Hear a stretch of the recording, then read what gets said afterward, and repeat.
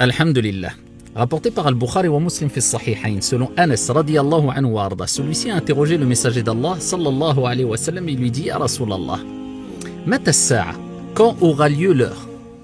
Le prophète alayhi salatu wa sallam lui a répondu: Wa madha a'dadta laha. Regardez la précision de la réponse. C'est pour ça qu'il faut toujours s'assurer lorsqu'on pose une question que cette question nous soit profitable. Et lorsqu'une personne répond et est apte à répondre à une interrogation, il faut qu'elle s'assure, cette personne-là, que la réponse soit profitable pour celui qui interroge. C'est ce qui nous importe quand aura lieu l'heure. Ce qui t'importe toi, c'est de savoir qu'est-ce que tu as préparé pour cette heure-là. Il dit, Anas radiyallahu anhu wa arda, la shay, rien. Mais le rien des compagnons, c'est pas le rien de chez nous à notre époque.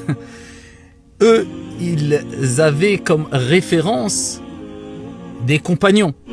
Ils avaient comme référence le prophète sallallahu alayhi wa sallam. Le niveau de iman, de foi, et le niveau de concurrence était énorme.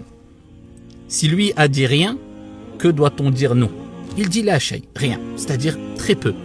Illa anni uhibbu Allah wa rasulah. Allah. Il dit si ce n'est le fait que j'aime sincèrement Allah et son messager. Le prophète alayhi salatu wa sallam a dit: Anta ma'a man ahbabt. Allahu akbar. Il dit: tu seras avec ceux que tu as aimés. Anas a dit: nous n'avons jamais été aussi heureux, aussi contents pour une parole que la parole du prophète alayhi salatu wa sallam, ou pour une chose que la parole du prophète alayhi salatu wa sallam. Tu es avec ceux que tu as aimés. Tu seras dans l'au-delà, au jour de la résurrection, Inch'Allah ta'ala, avec ceux que tu as aimés. Et il dit: certes, j'aime Allah, son messager, Abu Bakr et Omar, et j'espère être avec eux, même si mes actions ne sont pas comme les leurs. Donc pose-toi la question: qui tu aimes?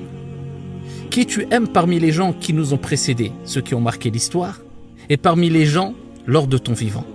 La personne sera avec ceux qu'il a aimés. Si tu aimes des personnes qui ont l'habitude de faire le bien et Inch'Allah ta'ala qui accéderont bi'idhnillah au plus haut degré du paradis, tu les as aimés en Allah d'un amour sincère, eh bien cet amour, simplement cet amour-là sincère, pourra te permettre bi'idhnillah d'accéder au plus haut degré du paradis. Donc cherche à aimer les personnes qui te seront le plus profitables ici-bas et dans le delà.